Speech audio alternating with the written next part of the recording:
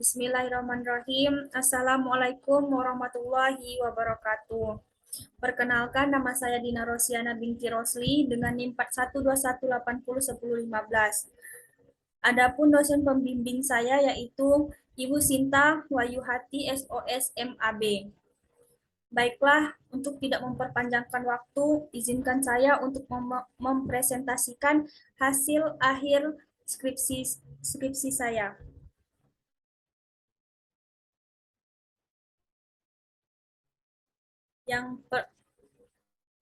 Adapun bab pertama yaitu penelitian pendahuluan. Rumusan masalah. Yang pertama itu bagaimanakah pola saluran distribusi rumput laut di Pulau Terong? Yang kedua, bagaimanakah margin pemasaran rumput laut di Pulau Terong? Yang ketiga, berapakah rata-rata pendapatan yang diperoleh pelaku dalam pendistribusian rumput laut? Yang kedua, yang selanjutnya ada tujuan untuk mengetahui dan mengidentifikasi saluran distribusi rumput laut di Pulau Terong. Yang kedua, untuk mengetahui margin pemasaran rumput laut panen yang ada di Pulau Terong. Dan yang ketiga, untuk mengetahui rata-rata pendapatan yang diperoleh pelaku pendistribusi dalam menyalurkan rumput laut. Adapun manfaat penelitian, yaitu yang pertama, distributor rumput laut. Peneliti berharap agar penelitian ini dapat meningkatkan strategi distributor dalam menciptakan dan menentukan saluran pemasaran terbaik untuk rumput laut dan meningkatkan kinerja penentuan margin pemasaran agar lebih efektif. Yang kedua, pemerintah. Peneliti berharap agar peneliti ini bisa menjadi bahan pertimbangan dan bermanfaat untuk memperoleh solusi dalam pemecahan masalah. Yang ketiga, masyarakat, terutama pengusaha. Peneliti berharap agar penelitian ini dapat bermanfaat untuk pemilihan produk rumput laut yang sesuai dari segi harga maupun kualitasnya.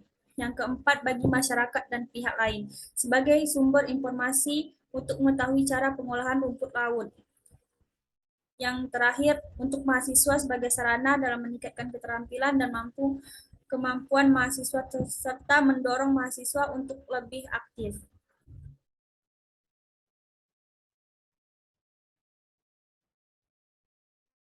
Baiklah, selanjutnya ada kajian teori. Yang pertama itu ada saluran pemasaran. Saluran pemasaran ialah seperangkat lembaga yang melakukan semua kegiatan pemindahan barang dari tangan produsen ke tangan konsumen akhir.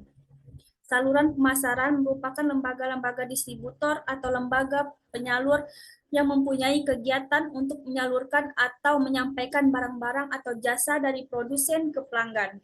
Dalam pemasaran, saluran pemasaran dapat dibandingi dengan pipi saluran di mana air mengalir dari sumbernya ke batasan akhir. Selanjutnya itu ada margin pemasaran. Margin pemasaran merupakan suatu kegiatan yang hebat untuk mengidentifikasi kriteria orang dan membuat mereka menyenangi produk yang kita tawarkan kepada mereka. Melibatkan pelaku ke dalam sistem atau proses dan membangun kerjasama dalam proses yang baik. Masing-masing pihak melakukan kegiatan transaksi yang berupa pertukaran nilai dalam sebuah pemasaran, seperti produk yang dimiliki perusahaan kemudian dijual dan menghasilkan uang yang diperoleh melalui pelanggan. Selanjutnya itu ada rumput laut. Rumput laut merupakan salah satu kelompok tanaman yang mempunyai sifat tidak bisa dibedakan antara bagian akar, batang, dan daun. Seluruh bagian tumbuh disebut talus, sehingga rumput laut tergolong tumbuhan tingkat rendah. Jenis rumput laut adapun jenis rumput laut ada dua, yaitu rumput laut coklat dan rumput laut hijau. Jenis rumput laut coklat ini merupakan salah satu contoh Rhodophyta, rumput laut merah. Talus silindris, percabangannya bebas, tegak, terdapat duri-duri pendek sekitar talus yang merupakan karakteristik jenis ini. Tubuh rumput laut coklat berwarna coklat atau coklat kekuning-kuningan. Yang kedua itu ada rumput laut hijau. Jenis rumput laut ini merupakan salah satu spesies dari Rhodophyta, rumput laut merah, atau disebut ekotoni. Dapat dibedakan dari talusnya, di mana talusnya bercabang berbentuk tabung atau pipih. Percabangannya tidak teratur dan kasar, sehingga seperti lingkaran. Baiklah, selanjutnya adapun kerangka pemikiran.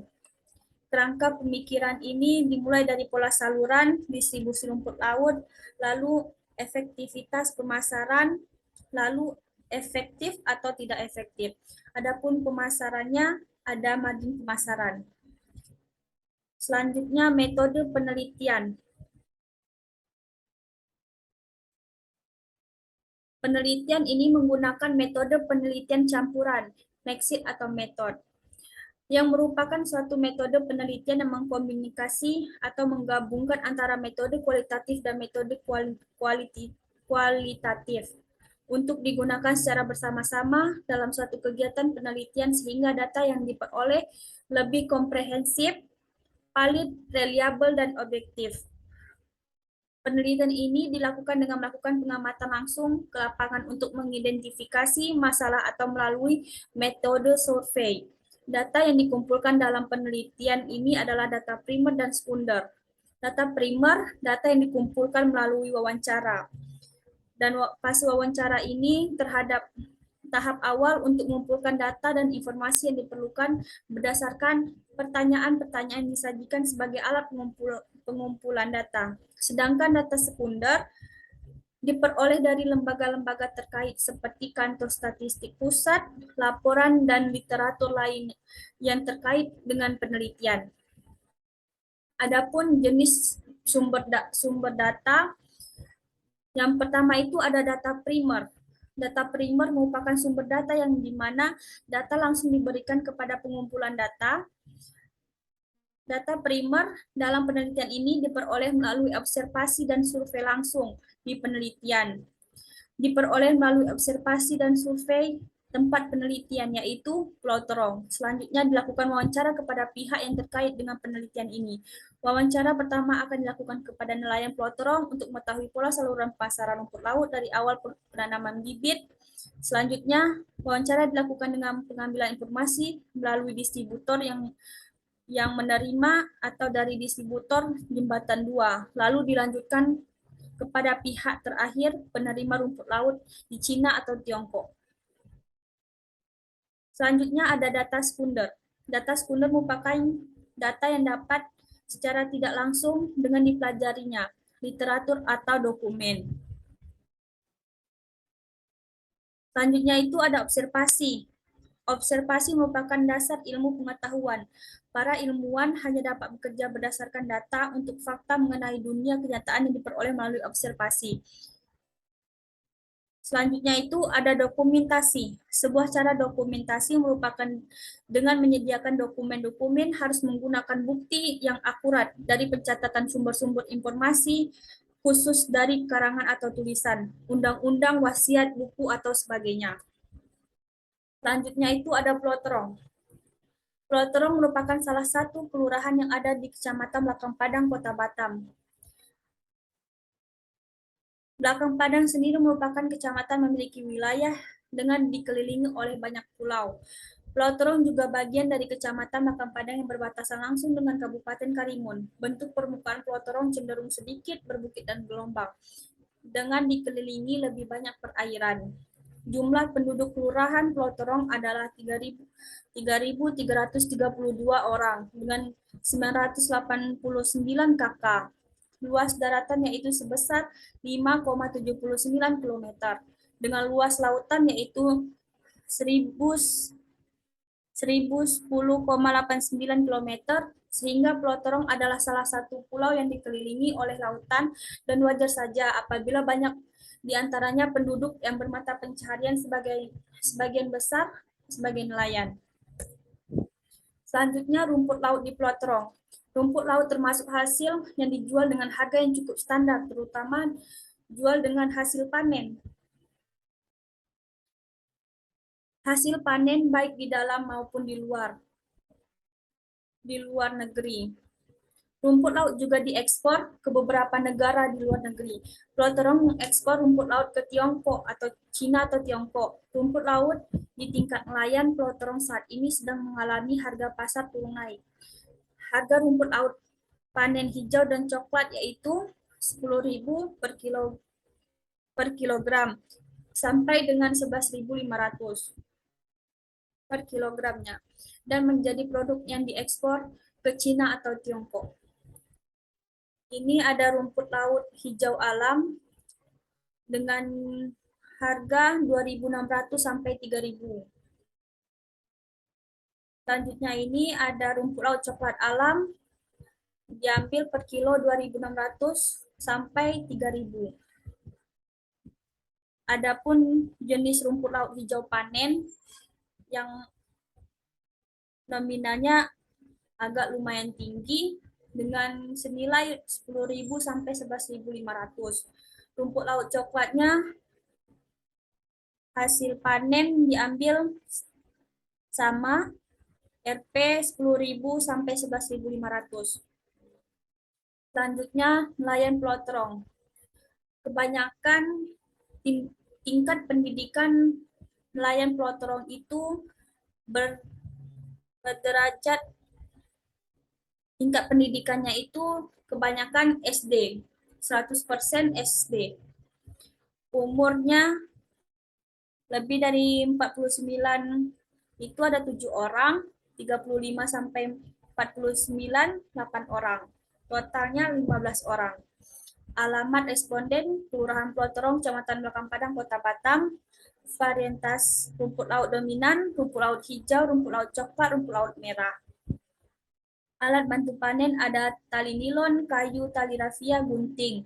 Biaya produksi 7.000 per sekali melaut dalam seminggu. 700, maaf. Pendapatan bersih 100 sampai 2 juta sekali melaut dalam 2 minggu. Sumber modal pribadi 40%, pinjaman 60%. Bentuk penjualan rumput laut, kualitas rumput laut panen. Sistem penjualan distributor Pulau Terong, pemilik modal dari pengepul dan pengepul 100%. Kendala dalam penjualan, biaya produksi tinggi, keterbatasan informasi pasar. Selanjutnya ada distributor Pulau Terong, distributor Jembatan 2. Distributor Jembatan 2 ini bernama Yudi, umur 40, pekerjaannya distributor atau pengangkut rumput laut, pemilik kapal, pengiriman rumput laut ke Cina atau Tiongkok. Alamat Jembatan 2, pendidikan terakhir SMP, pengalamannya 3 tahun. Kebutuhan pasar. Adapun kebutuhan pasar dalam menjalani usaha rumput laut dekat Seke, tentu dia kok seorang, sekitaran per orang, butuh tenaga pekerja. Untuk mengikat tali perlu ramai. Kalau untuk mengikat gagah 2 orang pun cukup. Dalam pendapatan dia 3 minggu dapat mencapai 2 juta. Kak Seke gagah kok cuma coklat, ada hijau dan juga merah. Kebanyakan hijau 50%, kebanyakan hijau 50%, kebanyakan hijau 50%. Hijau itu 25%, coklat 25%, merah 25%.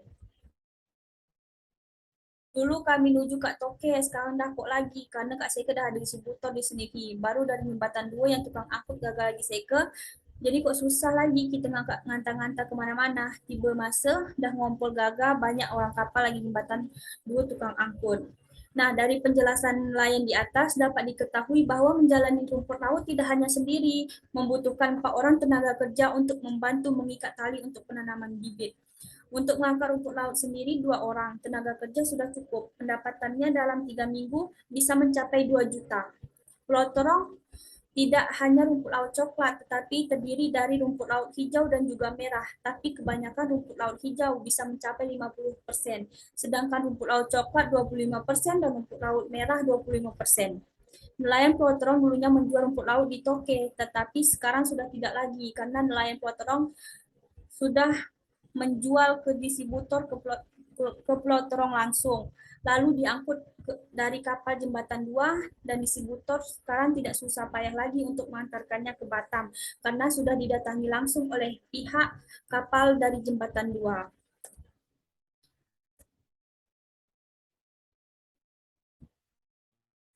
Selanjutnya, pengemasan komoditas rumput laut. Rumput laut di-packing dalam karung dan diisi sepadat mungkin agar mendapat hasil timbangan yang lumayan berat.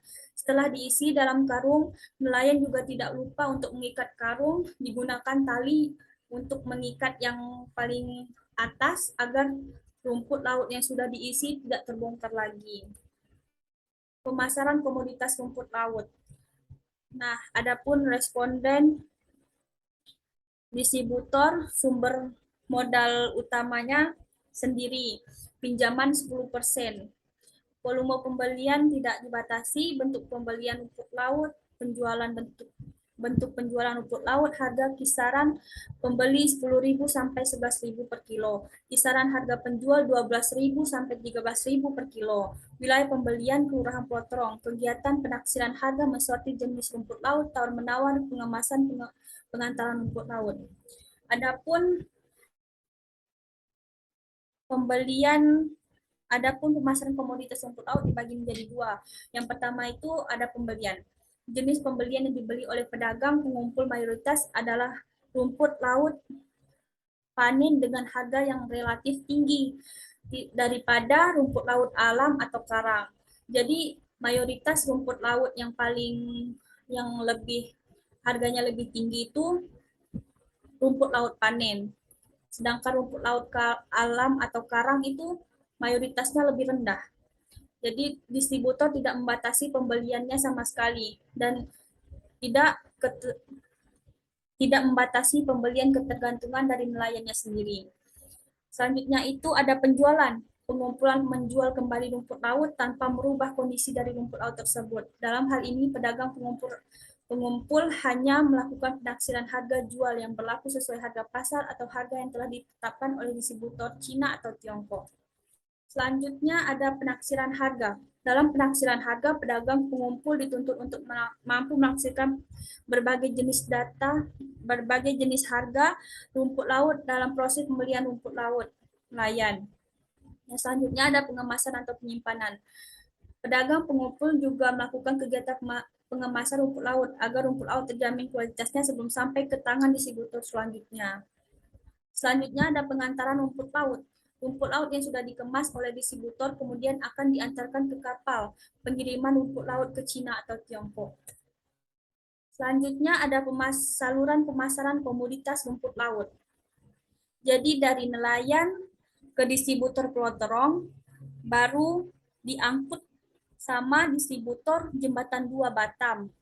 Lalu distributor Jembatan 2 Batam ini mengeksporkan rumput lautnya menggunakan kapal kontainer untuk pengiriman ke Cina atau Tiongkok. Keterangannya, distributor rumput laut hasil tangkap nelayan, yang kedua distributor rumput laut hasil pembelian pedagang pengepul, yang ketiga distributor dan distributor pemilik kapal 2, kapal jembatan 2, yang keempat distributor rumput laut dari Cina atau Tiongkok. Selanjutnya nelayan ke distributor Pulau Terong.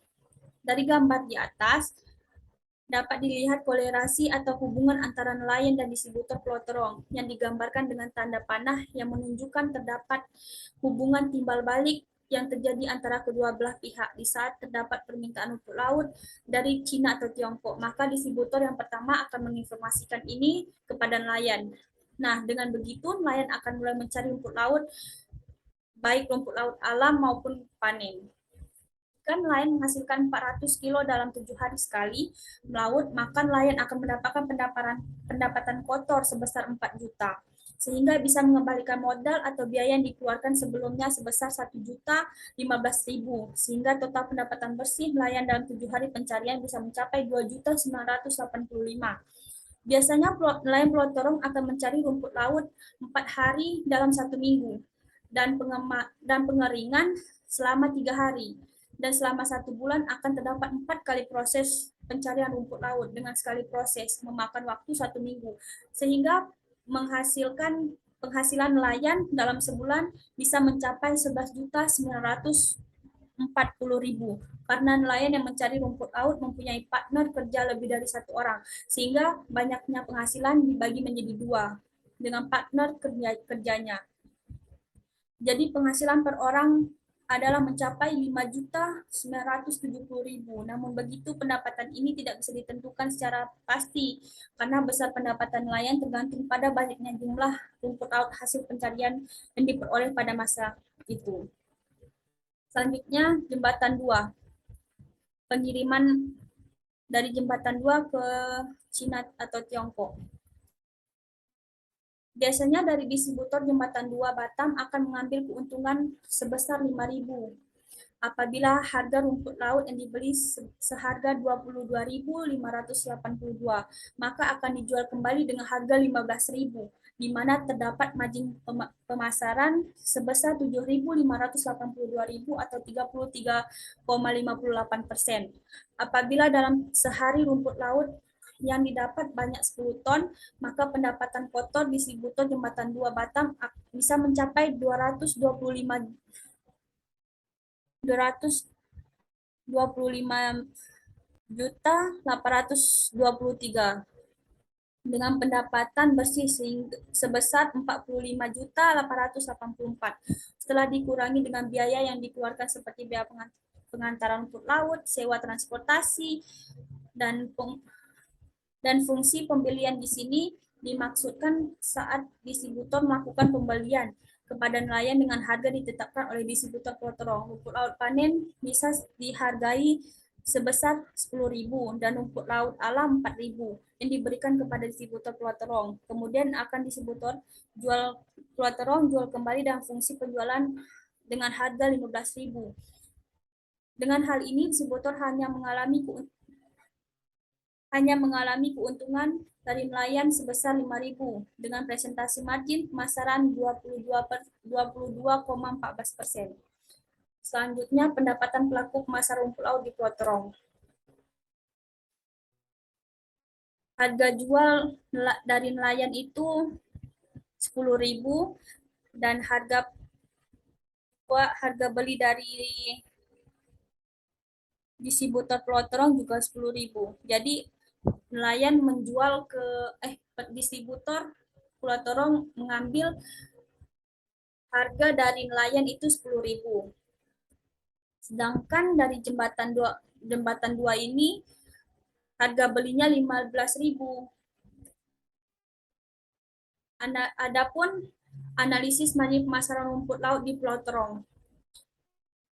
Rumus menggunakan M sama dengan HP dikurang HB. MM sama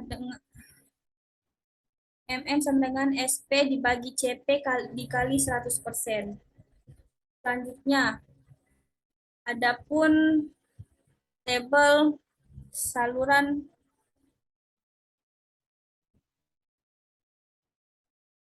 pendapatan nelayan. Dengan harga 10.000, presentasi 42,28%. Untuk distributor tingkat Pulau Terong, sama. Untuk distributor jembatan 2 harga belinya 15.066,42%. Margin pemasarannya itu 7.582 dengan presentase 33,58%. Pajak 124, gaya pemasaran 2.903, margin keuntungan 4.555. Harga jual dari Cina atau Tiongkok itu 22.582.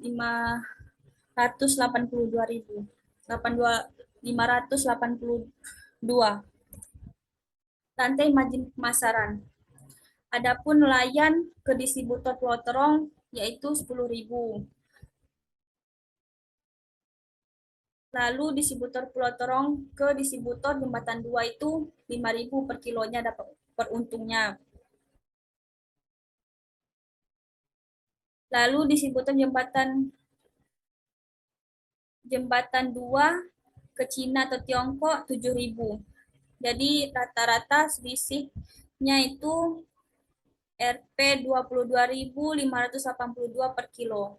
Berdasarkan skema margin pemasaran di atas, dapat diketahui bahwa panjangnya saluran distribusi yang ada di pelotong memicu tingginya disparitas antara harga rumput laut di tingkat nelayan distributor sampai ke distributor akhir. Hal ini dibuktikan dengan banyaknya selisih harga dari nelayan dan harga akhir di tingkat distributor akhir, yaitu sebesar 22.582.